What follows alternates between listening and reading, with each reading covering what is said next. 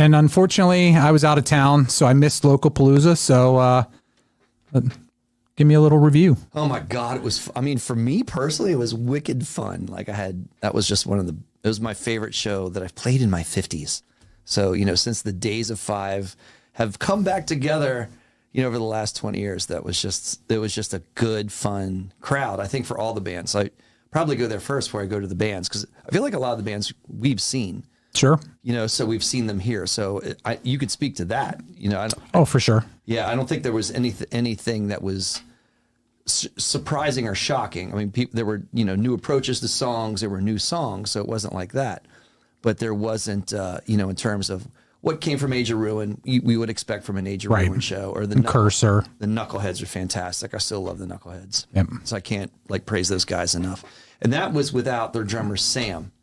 So I apologize for not knowing the new drummer of the Knuckleheads, but of course it was Jaden and Damien. Oh, right. Yeah, right. Sam went off to school. Sam went off to college, but they were still solid. Showed up, super fun. Three-hole punch, which is Chris Salisbury and Eric Salisbury of the namesake.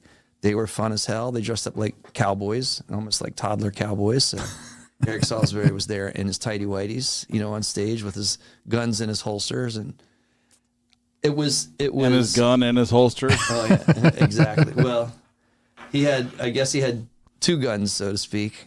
One was officially holstered, one was holstered in the tighty whities. Yes, exactly. And Black Flag. Black Flag. So I had my entourage pull me out like I was on the tight leash. So I did not get to Black Flag. I will have to confess. So John was telling me there was a full-on mosh pit front of the stage by the time Black Flag got up.